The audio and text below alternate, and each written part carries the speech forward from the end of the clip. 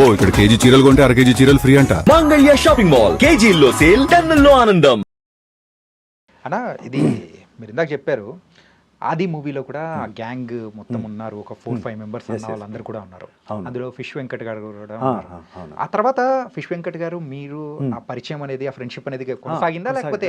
లేదు, కొనసాగింది. ఇప్పటికీ ఉంది. ఇప్పటికీ ఫిష్ వెంకట్ నాకు not only friend, is like my brother plus ఒక ఫ్యామిలీగా మేమంతా. ఓకే. ఫిష్ వెంకట్ నేను ఎస్పెషల్గా మేము చాలా దగ్గరగా ఉండేవాళ్ళం. అయితే మనోడు ఒక సక్సెస్ ఒక రేంజ్లో చూశాడు. నేను అతని పక్కన ప్రతి ఒక్క మూమెంట్లో ఉన్నాను. అది తర్వాత అతనికి మంచి పేరు వచ్చింది. కందిరిగా నుంచి ఇంకా బాగా పేరు వచ్చింది. వచ్చిన తర్వాత చాలా బిజీ అయ్యాడు మనోడు, చాలా బిజీ అయ్యాడు. చాలా ఇంకా ఆ టైంలో ఫిష్ వెంకట్ 3-4 సినిమాలు చేసే రోజులు ఉన్నాయి. రోజుకు డైలీ మెయింటైన్ చేసుకుంటూ అటు ఇటు నేను చూశాను. ఆ మూమెంట్ చూశాను అతనిది. అండ్ ఇప్పుడు ప్రెసెంట్ హెల్త్ కండిషన్ చాలా అంటే కొన్ని మన మీదనే ఉంటుంది బ్రదర్. అది ఇప్పుడు నేను మీకు ఎంత చెప్పినా మీరు వినే మూడ్లో లేకుంటే మనం చెప్పలేం. ఒకసారి 2 సార్లు చెప్తాము. ఓకే. అతనికి ఆ డ్రింకింగ్ హ్యాబిట్స్ అవన్నీ కొంచెం ఎక్కువ. సో మనం చెప్పేవాళ్ళం సైడ్లో ఉండి, అరే వద్దురా మామ, ఇంత మరీ టూ మచ్ చేయకురా మామ అని చెప్పేవాళ్ళం. ఏం కాదురా భయ్, ఏమవుతుంది అని చెప్పేవాడు. అలా అలా ఆ సక్సెస్తో మళ్ళీ డబ్బులు కూడా బాగున్నాయి, డబ్బులు ఎక్కువ వస్తున్నాయి, సర్కిల్ పెరిగింది. ఆ సర్కిల్ కూడా ఎలా పెరిగిందంటే ఓన్లీ మన హైదరాబాద్ దాకానే కాదు.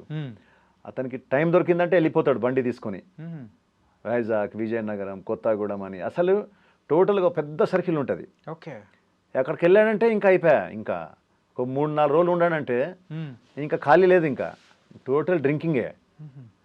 డ్రింకింగ్ అంటే ఇక దానికి మెల్లమెల్లగా బానిస అయిపోయాడు టోటల్గా. ఇక అదేమైపోయిందంటే ఒక టైం రాగానే హెల్త్కి షుగర్ అటాక్ అవ్వడము, దాని తర్వాత స్లోగా టోటల్గా డెటరియేట్ అయింది బాడీ. ఇప్పుడు ఉన్న పొజిషన్లో ఎలా ఉందన్నా అంటే కిడ్నీ పెట్టాలంటే బాడీ సహకరించాలి. మళ్ళీ ఆ బాడీ సహకరిస్తుందా లేదా తెలియదు. డోనార్స్ రావాలి. ఆ డోనార్స్ ఎవరిస్తారు అనే మూమెంట్లో ఉంది. ఇప్పుడు కలుస్తున్నా, హాస్పిటల్స్ చేంజ్ అవుతున్నాయి. మొన్నటిదాకా ఇక్కడ మియాపూర్ దగ్గర హాస్పిటల్ ఉండేది ఫస్ట్. దాని తర్వాత మళ్ళీ బోడుపల్లి అక్కడికి వెళ్ళాడు. మళ్ళీ అక్కడ నుంచి ఇప్పుడు ఇక్కడికే వచ్చాడు. మినిస్టర్ గారు ఎవరు ఆయనకు తెలిసిన హాస్పిటలే అండ్ వాళ్ళ చుట్టాలదే. సో ఫ్రీగా ట్రీట్మెంట్ చేస్తా అని ఇక్కడ చెప్పారు. మళ్ళీ ఇక్కడ తెచ్చి పెట్టారు. కానీ పొజిషన్ మాత్రం క్రిటికల్గానే ఉంది. ఎందుకంటే అన్లెస్ అంటే డాక్టర్స్ ఏమన్నారంటే అది చేంజ్ చేస్తే కానీ ఏం చేయలేమన్నారు. అది చేంజ్ చేయాలంటే ఇప్పుడు ఎవరికో డోనార్స్ రావాలి. డోనార్స్ అంటే అంత ఈజీగా దొరకరు. కొన్ని ఫ్యామిలీకి ఇద్దామంటే ఫ్యామిలీ వాళ్ళు ఏమంటున్నారంటే వాళ్ళ పాపతో మనం మాట్లాడితే అంకుల్ మాది సెట్ కావట్లేదు అంటుంది ఆమె. ఆయనకేమో పాజిటివ్ అట, వీళ్ళదేమో వేరే బ్లడ్ గ్రూప్స్ ఉన్నాయట. సో ఇప్పుడు ముందు ఎవడు వస్తాడు, ఇచ్చేవాడు ఎవడు?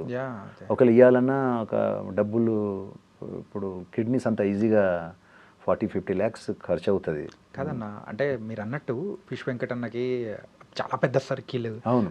విజయవాడ, వైజాగ్ దొరికినప్పుడల్లా ఆడ దోస్తుల్ని మీట్ అవ్వడం కానీ అట్లా అన్నీ చేశారు.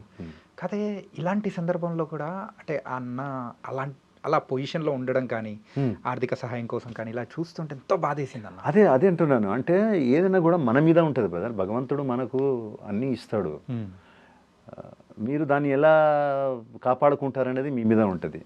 హెల్త్, మనీ, ఫ్యామిలీ అన్నీ మీకు ప్రొవైడ్ చేస్తాడు. బట్ ద థింగ్ ఈజ్ మీరు అవి ఎంతవరకు కాపాడగలుగుతారు, దాన్ని ఎంతవరకు మీరు మెయింటైన్ చేయగలుగుతారు అనేది ముఖ్యం. ఆయనకు అన్నీ ఇచ్చాడు, ఫ్యామిలీ ఇచ్చాడు, 2 కొడుకు, కూతురు, మంచి ఆరోగ్యాన్ని ఇచ్చాడు. ఆది టైంలో మంచి బాడీ ఆది టైంలో మేమంతా నన్ను ఒక్కొక్క సైడ్ ఇంకో సైడ్ పెట్టి ఇట్లా లేపేవాడు భుజంతో. అంత గట్టి మనిషి. ఆ టైంలో అంత గట్టిగా ఉన్నాడు. ఇప్పుడు చూడండి, ఇప్పుడు అదే మనిషి అసలు నడవడానికి 2 అడుగులు వేయాలంటే కష్టం. సో అది చేసుకున్నది అతనే, దానికి ఎవరు కారకులు గారు. స్వయంగా ఈజ్ ద ఓన్లీ కారకుడు దానికి. సరేనా, మేము ఇప్పుడు మిమ్మల్ని ఒక స్ట్రైట్ క్వశ్చన్ అడుగుతాను. కదే మీరు ఏమనుకోవద్దు. ఇండస్ట్రీ మీకు ఏమి ఇచ్చింది అసలు? ఏంటంటే 25 సంవత్సరాల ఈ ప్రయాణం అనేది కూడా ఒకసారి అబ్జర్వ్ చేసుకుంటే సో ఒక ఫైనాన్షియల్ వైజ్ కానీ లేకపోతే ఫేమ్ వైజ్ కానీ ఎవ్రీథింగ్ అని చూసుకుంటుంటే ఎన్నో ఇచ్చింది ఓకే. కాకపోతే మీకు పర్సనల్గా మీరు చెప్పండి, మీరు తీసుకున్న జాగ్రత్తలు కానీ లేకపోతే ఇండస్ట్రీ మీకు ఏమి ఇచ్చిందని మీరు అంటే దానికి ఆన్సర్ ఏం చెప్తారు? నేను అంటాను ఇండస్ట్రీ నాకు ఏమి ఇవ్వలేదు అని చెప్తాను. Okay. అన్నీ ఇచ్చింది నాకు ఇండస్ట్రీలో వచ్చిన తర్వాతనే నాకు దేవుడి మీద భక్తి పెరిగింది.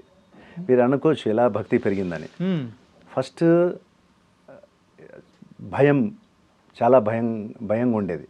ఏం భయం అంటే రేపు ఏం జరగబోతుందో, రేపు షూటింగ్ లేకుంటే నా పరిస్థితి ఏంది, నా పిల్లల భవిష్యత్తు ఏంది, మా వైఫ్ నేను ఎట్లా చూసుకోవాలి, మా పిల్లల్ని ఎట్లా చూసుకోవాలి, ఫ్యామిలీని ఎట్లా చూసుకోవాలి అని ఒక భయం నాకు ఉండేది. ఆ భయంతో నాకు భక్తి వచ్చింది. ఆ భక్తి ముదిరి ఎలా అయిపోయిందంటే ఇప్పుడు నా భయాన్ని పోగొట్టేసింది అది.